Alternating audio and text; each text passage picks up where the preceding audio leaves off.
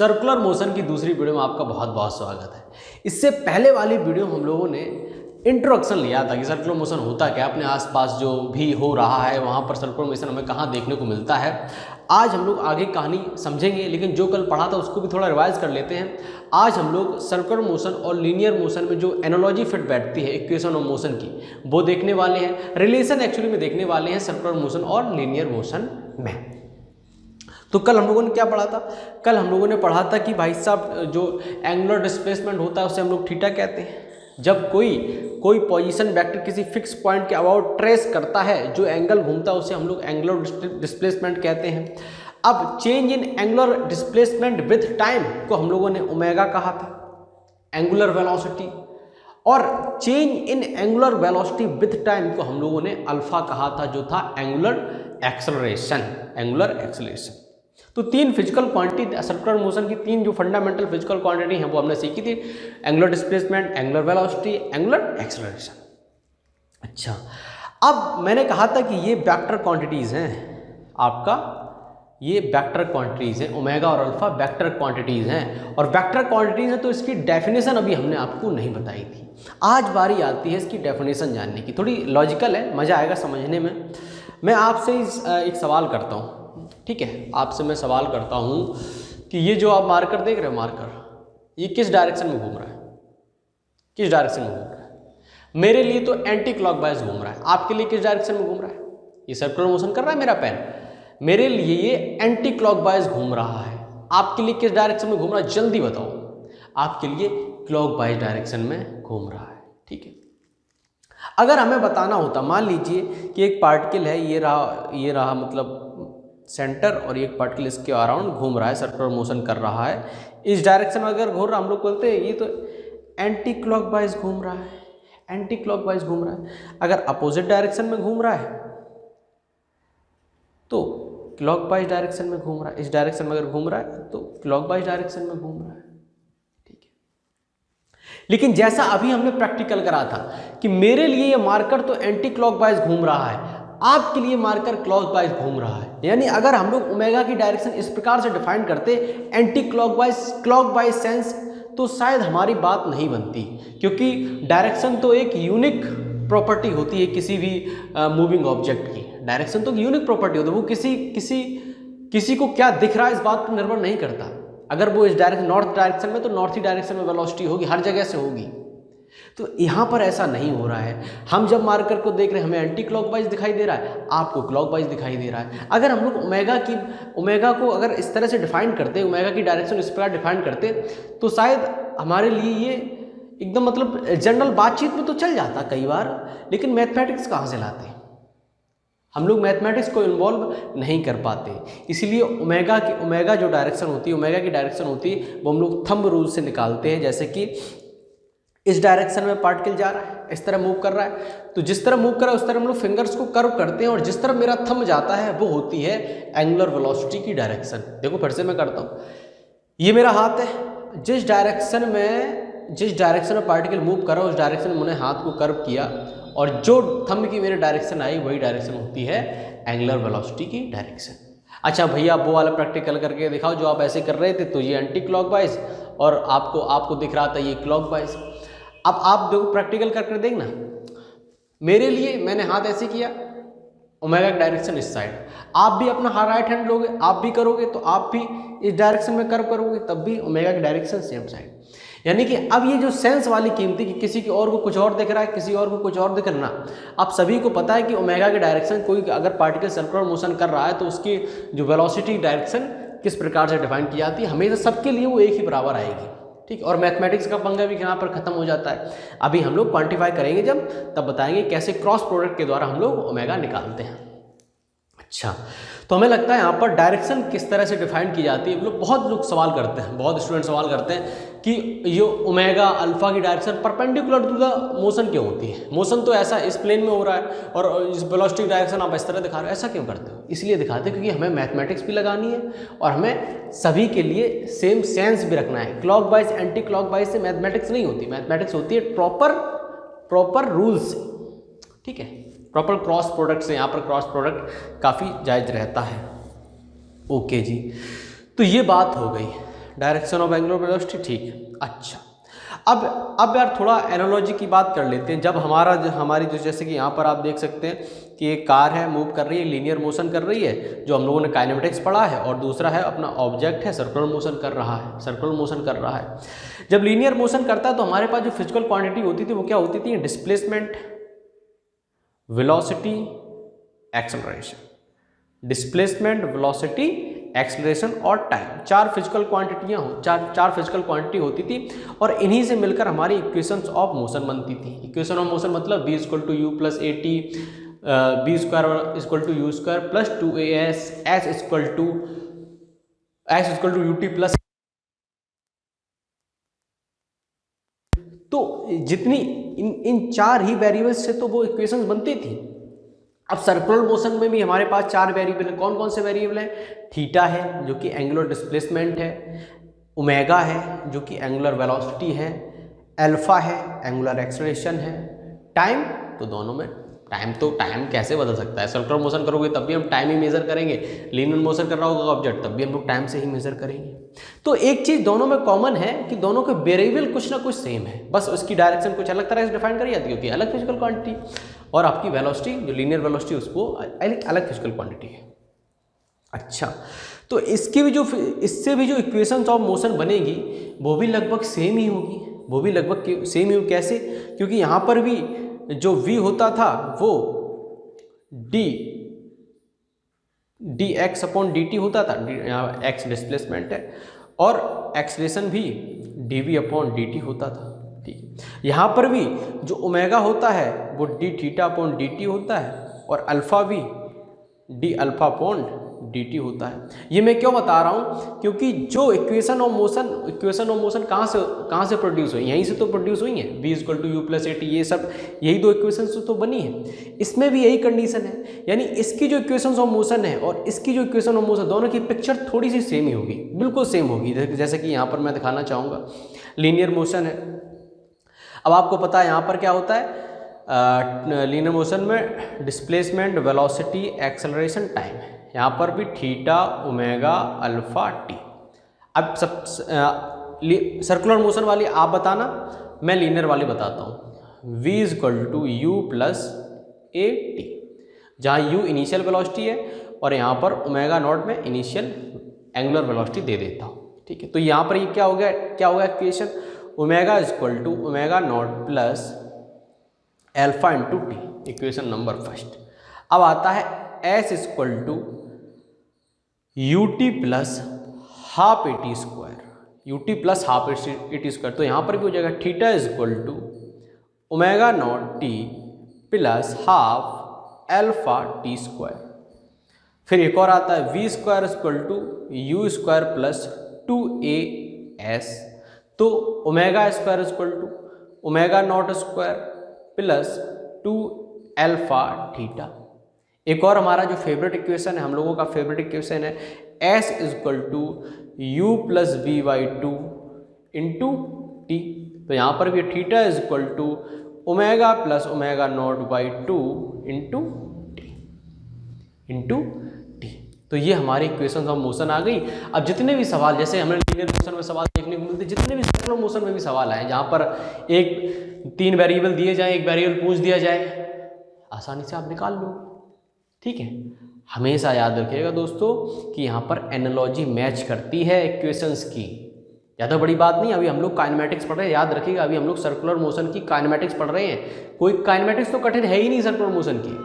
Dynamics में थोड़ी चीज़ें आती हैं, अच्छी चीज़ें, जैसे कि रोड बैंकिंग, सेंट्रीफ्यूगल फोर्स, ये सारी चीज़ें आती हैं, वो भी काफ़ी आसान है, कोई बड़ी बात नहीं है।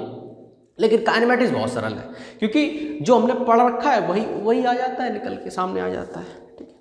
तो मान लीजिए आपको अगर कोई सवाल बना दिया जाए, मैं आपको सवाल ही बना देता हूँ कि आपको टाइम दे दिया गया है 4 सेकेंड और आपको ओमेगा नॉट की वैल्यू दे रखी है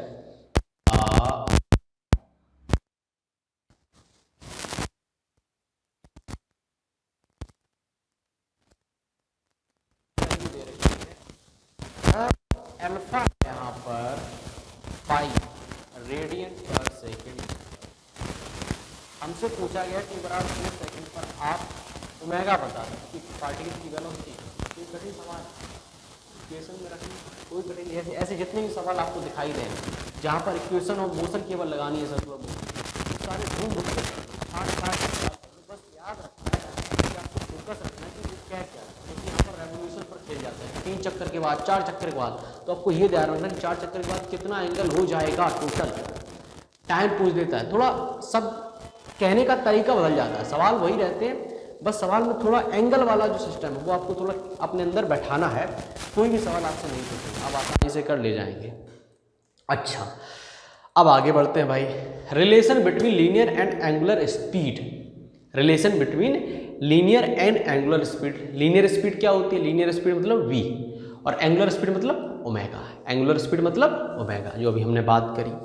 तो कैसे निकालोगे, सिंपल सा बात है यार, अभी काइनेमेटिक्स चल रही, बिल्कुल सरल कहानी है। एस इक्वल टू आपको पता है क्या होता है, थीटा इक्वल टू आपको पता है आर्क अपॉन रेडियस, यानी एस अपॉन आर रेडियस, और जहाँ पर एस क्या आर क्या है रेडियस है जो सर्कुलर पाथ में घूम रहा है, और एस क्या है आर्क लेंथ है, आर्क लेंथ है जो मैं शब्द कह रहा हूँ, आर्क लेंथ है एस। तो S equal to theta R, S equal to theta, अगर हम इसको डिफ्रेंशिएट कर दें तो डी एस अपॉन किसके सापेक्ष डिफ्रेंशिएट करें, टी के सापेक्ष, D S upon D T equal to theta, तो आर तो अपना कांस्टेंट है, थीटा अपना वेरी कर सकता है, तो d theta upon D t, तो d S upon D t क्या हो गया, यानी कि डिस्टेंस का डिफ्रेंशिएशन क्या होता है, वेलोसिटी होता है, वेलोसिटी होता है, डिस्टेंस का डिफरेंशिएट वेलोसिटी होता है, डिस्टेंस का डिफरेंशिएट होता है आपका स्पीड, वेलोसिटी नहीं होता है। डिस्टेंस को डिफरेंशिएट करेंगे तो हमें स्पीड मिलेगी, तो स्पीड मतलब v, या ऐसे लिख सकते हो वेलोसिटी का मैग्नीट्यूड, ठीक है। R D theta upon D T, ये क्या हो गया ओमेगा हो गया, change in angular displacement upon time, तो ये हो गया अपने पास वी आर ओमेगा हमारे पास आया है, ये रिलेशन आया है लीनियर एंड एंगुलर स्पीड में, लीनियर एंड एंगुलर स्पीड में। अच्छा ओके, अगर इसको हम लोग वेक्टर फॉर्म में लिखें तो आपको पता है कि आपको पता है कि अगर कोई पार्टिकल ऐसा घूम रहा है, इधर घूम रहा है, ये घूम रहा है, ये फिक्स पॉइंट है, ये फिक्स पॉइंट के अराउंड ऐसे घूम रहा है, ठीक है, तो उसकी एंगुलर वेलोसिटी क्या होगी, हमने कर्व करना, इधर एंगुलर वेलोसिटी ऊपर है, एंगुलर वेलोसिटी ऊपर है, और हमें निकालना है, इसके क्रॉस प्रोडक्ट में लिखना है, अगर हमें इस फॉर्मूले को वेक्टर फॉर्म में लिखना है, वेक्टर फॉर्म में लिखना है, स्पीड के फॉर्म में लिखना है, वेलोसिटी के फॉर्म में लिखना है, तो मैं ओमेगा की तरफ कर्व करूँगा और आर की तरफ ले जाऊँगा, तो हमारी वेलोसिटी की डायरेक्शन आएगी, यानी कि वी वेक्टर होता है omega cross R vector, omega cross R vector. देखो कैसे, मैंने ओमेगा, देखो सबसे पहले फील करो कि ये पॉइंट है, फिक्स पॉइंट, इसके अराउंड एक सर्कुलर पाथ पे एक ऑब्जेक्ट घूम रहा है, ठीक है। अब इसकी ओमेगा डायरेक्शन अपवर्ड ऊपर की तरफ होगी, तो मैंने ऊपर ओमेगा की डायरेक्शन में अपनी उंगलियां करी, ठीक है, ओमेगा की डायरेक्शन में मेरी उंगलियां हैं, और आर वेक्टर की तरफ मैंने कर्व करी, आर वेक्टर जिस डायरेक्शन में है, और जो थंब की डायरेक्शन आई वो क्या आई, वो वेलोसिटी की डायरेक्शन आई, वो वेलोसिटी की डायरेक्शन। अगर मैं यहाँ पर बनाकर दिखा दूँ जो मैं फील करा रहा हूँ, मान लीजिए ये ओमेगा से घूम रहा है, ठीक है, ओमेगा से, तो ओमेगा डायरेक्शन अपवर्ड डायरेक्शन में, ये हो गई आर की डायरेक्शन और ये होगी वेलोसिटी की डायरेक्शन, तो वही तो मैंने किया, ओमेगा आर वेलोसिटी की डायरेक्शन। तो वेक्टर फॉर्म में हम लोग इसे ऐसे लिखते हैं, V vector equal to omega vector plus R vector. क्या बात समझ में आई, कोई बड़ी बात है अभी तक जो भी कर रहे हैं, जो हम लोग सिंपल सी मैथमेटिक्स अभी तक कर रहे हैं। अच्छा थोड़ी सी और मैथमेटिक्स कर लेते हैं, थोड़ी सी और मैथमेटिक्स कर लेते हैं, इसको डबल डिफरेंशिएट कर लेते हैं, थोड़ा सफाई कर दें, मैं थोड़ी सी सफाई कर लेता हूँ, इसको मैं साफ कर देता हूँ, जी हाँ दोस्तों साफ ही कर देता हूँ।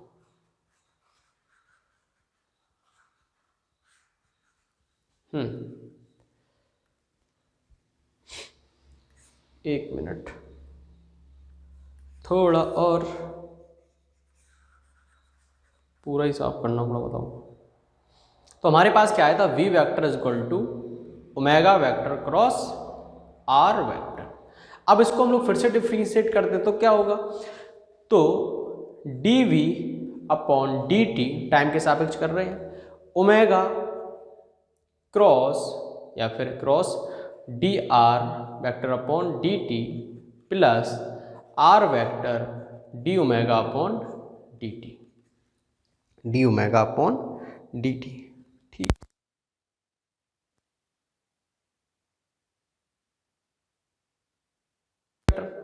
Plus r cross alpha vector, तो ये होता है एक्सप्रेशन, यानी कि एक्सलेशन जो लीनियर एक्सलेशन की वैल्यू हमारे पास क्या आई, ये निकल के आई। अब यहाँ पर इसमें से एक टेंजेंशियल एक्सलेशन है, नॉर्मल एक्सलेशन की वैल्यू है वो ये है, और ये हो गया आपका टेंजेंशियल एक्सलेशन। अभी मैं इसको समझाता हूँ ये क्या है, यानी कि एक्सलेशन के हमारे दो कंपोनेंट निकल के आए, ए एन और ए टी, टेंजेंशियल एक्सलेशन और एक नॉर्मल एक्सलेशन। मैं समझाता हूँ ये क्या है। मान लीजिए कि कोई आपका सर्कुलर मोशन कर रहा है पार्टिकल ये, ठीक है, ये कर रहा है, तो ये पार्टिकल है, माना कि पार्टिकल के ऊपर एक एक्सेलेरेशन लग रहा हो, तो अगर पार्टिकल एक्सेलरेट कर रहा है, अगर एक्सेलेरेशन कर रहा है तो उसके ऊपर कोई एक्सेलेरेशन होगा, तो उसी एक्सेलेरेशन का एक कंपोनेंट होगा वो सेंटर की तरफ होगा, उसे हम लोग नॉर्मल कंपोनेंट कहते हैं, जिसे हम लोग सेंट्रीफ्यूगल एक्सेलेरेशन भी कहते हैं, नॉर्मल एक्सेलेरेशन भी कहते हैं, और जो वेलोसिटी के अलॉन्ग होता है उसे हम लोग टेंजेंशियल एक्सेलेरेशन कहते हैं। जो नाम से भी पता चल रहा है कि वेलोसिटी जहाँ होगी वहीं टेंजेंट खींचेगा, तो एक टेंजेंशियल उसे हम लोग टेंजेंशियल एक्सेलेरेशन, जो नॉर्मल के लॉन्ग मतलब सेंटर के लॉन्ग उसे हम लोग नॉर्मल एक्सेलेरेशन बोलते हैं। अब बात आती है कि नॉर्मल ए एन की वैल्यू क्या हो गई, ओमेगा क्रॉस बी वेक्टर। अब इसकी डेफिनेशन डायरेक्शन डिफाइन करो, omega B omega omega B, तो ये हो गई नॉर्मल की तरफ डायरेक्शन। कैसे डिफाइन, फिर से देखो, क्रॉस प्रोडक्ट में करते क्या है, जैसे ओमेगा क्रॉस बी लिखा है, ओमेगा क्रॉस बी लिखा है, ओमेगा क्रॉस बी लिखा है। अब ओमेगा, मैंने वही वाला एग्जांपल ले रहा हूँ, ये मेरा सर्कल अभी घूम रहा है, ठीक है। अब ओमेगा हमारा ऊपर की डायरेक्शन में, जस्ट ऊपर, उस डायरेक्शन में उंगली करो। अब फिर क्या है, बी वेक्टर है, अब बी वेक्टर किस डायरेक्शन में, इस डायरेक्शन में, तो उस जगह कर्व करो, और जहाँ थंब जा रहा है वही अपना रिजल्टेंट का डायरेक्शन होगा, तो रिजल्टेंट कहाँ है, सेंटर की तरफ, ए एन। तो ये हो गया अपना नॉर्मल एक्सेलरेशन, नॉर्मल एक्सेलरेशन। और टेंजेंशियल एक्सेलरेशन AT होता है, AT आपका हो जाएगा R क्रॉस अल्फा वेक्टर। इसकी भी डायरेक्शन एक बार चेंज कर लो, डायरेक्शन तो गलत नहीं है, फिर इसको शिफ्ट करें, टेंजेंशियल एक्सेलरेशन, ठीक है। R की तरफ मैंने हाथ करा, R की तरफ हाथ किया, ठीक है। अल्फा की तरफ कर्व करना है, अल्फा की तरफ कर्व करना, तो ये विपरीत डायरेक्शन है, यानी कि जो AT होगा वो आपका होगा अल्फा इंटू R वेक्टर। तो ये आपका सही वाला वेक्टर है, यहाँ पर अगर लगाओगे तो माइनस आपको लगाना पड़ेगा, ठीक है। Alpha vector cross R vector हो जाएगा। अब बात आती है कि ये क्या है, ये देखो एक R, जैसे कि कोई किसी सर्कुलर मोशन कर रहा है और उस पर कोई एक्सेलरेशन A लग रहा है, तो A वो तो हम लोगों ने यहाँ से निकाल लिया A। अब उसके जो कंपोनेंट कर रहे, जो इस डायरेक्शन में RHS में जो आया है, राइट हैंड साइड में जो आया है, वो इसके कंपोनेंट आए हैं, एक टेंजेंशियल कंपोनेंट आया है, एक नॉर्मल कंपोनेंट आया है। तो वही तो लिखा है हमने, एक टेंजेंशियल कंपोनेंट है, एक नॉर्मल कंपोनेंट। टेंजेंशियल कंपोनेंट क्या करता है, वो स्पीड को इंक्रीज करता है, नॉर्मल कंपोनेंट क्या करता है, उसको सर्कुलर मोशन कराता है। इसके बारे में अभी हम बात करते हैं अगले पेज में। तो टेंजेंशियल एक्सेलरेशन क्या करता है, कोई सर्कुलर मोशन कर रहा है ऑब्जेक्ट, ठीक है, कोई यहाँ पर है, इसकी वेलोसिटी डायरेक्शन, तो टेंजेंशियल एक्सेलरेशन किसी भी पार्टिकल की स्पीड को बढ़ाता है, स्पीड को इंक्रीज करने का काम करता है टेंजेंशियल एक्सेलरेशन। स्पीड को हमेशा याद रखिएगा जो मैं शब्द कह रहा हूँ, तो जो हमें, तो अगर हम लोग लिखना चाहो तो AT इक्वल टू होता है dv अपॉन dt, और यहाँ पर v क्या है, स्पीड है, स्पीड है। अगर हम लोग लिख देंगे कि dv वेक्टर अपॉन dt, तो ये a वेक्टर हो जाएगा, ना कि AT नहीं होगा, ये a वेक्टर हो जाएगा, क्योंकि हम लोग वेलोसिटी को डिफरेंशिएट कर रहे हैं, और वेलोसिटी को डिफरेंशिएट करेंगे तो हमें टोटल एक्सेलरेशन मिलेगा, जो कि इस कंडीशन में कहीं इस डायरेक्शन में होगा, ठीक है, इस डायरेक्शन में होगा। लेकिन हमें अगर AT चाहिए तो हमें उसकी स्पीड को डिफरेंशिएट करना पड़ेगा, और स्पीड को ही AT इंक्रीज करता है। यहाँ पर कुछ पॉइंट लिखे हुए होंगे, वेलोसिटी का मैग्नीट्यूड चेंज करता है, जो हमने आपको समझाया, it's component of acceleration along the velocity vector. इसका जो कंपोनेंट होता है वो वेलोसिटी वेक्टर के डायरेक्शन में होता है। अगर आपसे पूछ दिया जाए एटी की डायरेक्शन क्या है तो आप लिख सकते हो बी कैप के बराबर। अगर आपको मैग्नीट्यूड पता है और बी कैप लगा दो तो आपको डायरेक्शन मिल जाएगा। तो ऐसे लिख सकते हो, ऐसे हम लोग लिख सकते हैं। एटी की वैल्यू कितनी आई थी पीछे, alpha into R B cap हम लोग लिख सकते हैं। वेलोसिटी की डायरेक्शन में होता है टेंजेंशियल एक्सेलरेशन। अभी इसके बारे में हम लोग थोड़ी और बात कर सकते हैं। बात करने को है ही क्या, मान लीजिए कि कोई कर्वीलिनियर पाथ है, कोई भी पाथ है, ऐसा कोई उल्टा सीधा पाथ है, ठीक है, ये पार्टिकल की वेलोसिटी है। तो इसका अगर हम लोग टेंजेंट खींचेंगे, कोई एक्सेलरेट कर रहा है पार्टिकल, ठीक है, इसका जिस डायरेक्शन, देखो एक्सेलरेशन किस डायरेक्शन में, जिस डायरेक्शन में पार्टिकल पर फोर्स लगता है। मान लीजिए इस डायरेक्शन में फोर्स लग रहा है कोई ए, ठीक है, तो जो टेंजेंशियल एक्सेलरेशन होता है वो जब वेलोसिटी के अलोंग जो कंपोनेंट होता है एक्सेलरेशन का, उसे हम लोग बोलते हैं टेंजेंशियल एक्सेलरेशन। और उसके जो नॉर्मल होता है, उसे हम लोग बोलते हैं नॉर्मल एक्सेलरेशन, ठीक है। तो सिर्फ सर्कुलर मोशन में, किसी भी कर्वीलिनियर पाथ में भी ये कंडीशन आती है कि अगर आपको टेंजेंशियल एक्सेलरेशन पूछा जाए तो वो वेलोसिटी के अलोंग वाला जो कंपोनेंट होता है एक्सेलरेशन का, उसे ही हम लोग जो, या फिर दूसरे शब्दों में कहते हैं जो वेलोसिटी को बढ़ाने में योगदान देता हो। आगे बढ़ते हैं नॉर्मल एक्सेलरेशन। अब नॉर्मल एक्सेलरेशन क्या होता है, जो नॉर्मल के अलोंग लगता है, ये पार्टिकल है, इसका एक कोई एक्सेलरेशन है, ये एक्सेलरेशन इसका एक नॉर्मल कंपोनेंट है, वो सेंटर की तरफ लग रहा है, नॉर्मल कंपोनेंट है सेंटर की तरफ लग रहा है, तो इसे हम लोग बोलते हैं नॉर्मल एक्सेलरेशन, जिसका हम लोगों ने मैग्नीट्यूड पीछे निकाल के रखा ही है। और अगर दूसरे शब्दों में कहें तो इसको हम लोग किस प्रकार से डिफाइन करेंगे, क्या इसको भी इस तरह लिख सकते हैं, an = dv/dt, और ये यहाँ पर स्पीड है ना, नहीं लिख सकते, क्योंकि ये तो आपका फिर हो जाता है टेंजेंशियल। an के लिए तो अपना वो वेक्टर वाला फॉर्मूला है, ये कि an की वैल्यू आप कैसे निकालोगे, अगर आपको वो निकालना है मैग्नीट्यूड ओमेगा इंटू बी। अब यहाँ पर v की वैल्यू रख दो तो या ओमेगा की वैल्यू रख दो तो ओमेगा की वैल्यू कितनी होगी, v ओमेगा r होता है, तो ओमेगा = b/r, और यहाँ पर ओमेगा रखोगे तो an = v²/r। तो ये होती है नॉर्मल एक्सेलरेशन की वैल्यू, से सेंट्रीपिटल एक्सेलरेशन भी कहते हैं। तो इसमें लिखा है it is responsible for changing the direction of velocity, it is circular motion, it is also called centrifugal extraction and it's always directed toward centre of circle. ये क्या लिखा है, सेंट्रीफ्यूगल एक्सेलरेशन है यहाँ पर, and it always directed towards centre of circle, ये हमेशा centre की सर्कल की तरफ पॉइंट आउट करता रहता है। अगर आपसे कोई कहे कि इसका क्या ये एक कांस्टेंट वैल्यू है, an क्या कांस्टेंट वैल्यू है, an की वैल्यू जो सेंट्रीपिटल नॉर्मल एक्सेलरेशन है क्या वो कांस्टेंट है, तो आप कहते हैं कि नहीं, ये कांस्टेंट कभी नहीं हो सकता, क्योंकि उसकी डायरेक्शन हमेशा बदल रही है। और ना ही टेंजेंशियल एक्सेलरेशन कभी कांस्टेंट हो सकता है, उसका मैग्नीट्यूड कांस्टेंट हो सकता है लेकिन उसकी डायरेक्शन कांस्टेंट नहीं हो सकती है। कॉमन सेंस वाली बात है दोस्तों, हर क्षण उसकी डायरेक्शन बदल रही है, तो एक्सेलरेशन को कांस्टेंट कहना नाइंसाफ़ी होगी। मैग्नीट्यूड कांस्टेंट हो सकता है पर एक्सेलरेशन कांस्टेंट नहीं हो सकता है, चाहे नॉर्मल एक्सेलरेशन हो चाहे टेंजेंशियल एक्सेलरेशन हो। ठीक है दोस्तों, अब ये बेसिक चर्चा हमारी हो गई है, बेसिक चर्चा होगी। थोड़ी और चर्चा इसमें अगर हम लोग करना चाहें तो कर सकते हैं कि हाँ, बेसिक कन्फ्यूजन बस आपको जो फॉर्मूले मैंने लिखाए हैं बहुत इंपॉर्टेंट, आज तो फॉर्मूले हो गए, फॉर्मूले हमेशा याद रखिएगा। an का फॉर्मूला ये रहता है, और भी अगर हम लोग v की वैल्यू यहाँ रख दें तो ओमेगा स्क्वायर r, तो an का एक और फॉर्मूला बन जाता है ओमेगा स्क्वायर r।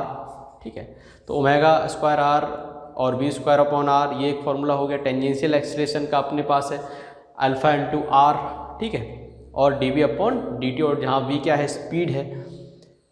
अब पीछे आ जाते हैं, यहाँ पर हमारे पास फॉर्मूला है v = ओमेगा, ये बहुत इंपॉर्टेंट फॉर्मूला है आपके पास। ठीक है, इसी से तो हम लोगों ने ये निकाला है। और फिर ये वाला component of vector, component of acceleration vector, जो कि नॉर्मल और टेंजेंशियल होते हैं, इनकी दोनों की वैल्यू हम लोगों ने डिफाइन करी। पीछे आए तो हम लोगों ने जो काइनेमेटिक्स थी, सर्कुलर मोशन की काइनेमेटिक्स,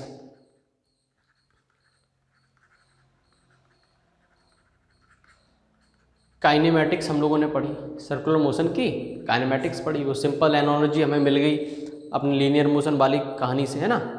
चलिए, ये हो गया। अगले वीडियो हम लोग कुछ सवाल करेंगे यार, बढ़िया वाले कुछ सवाल।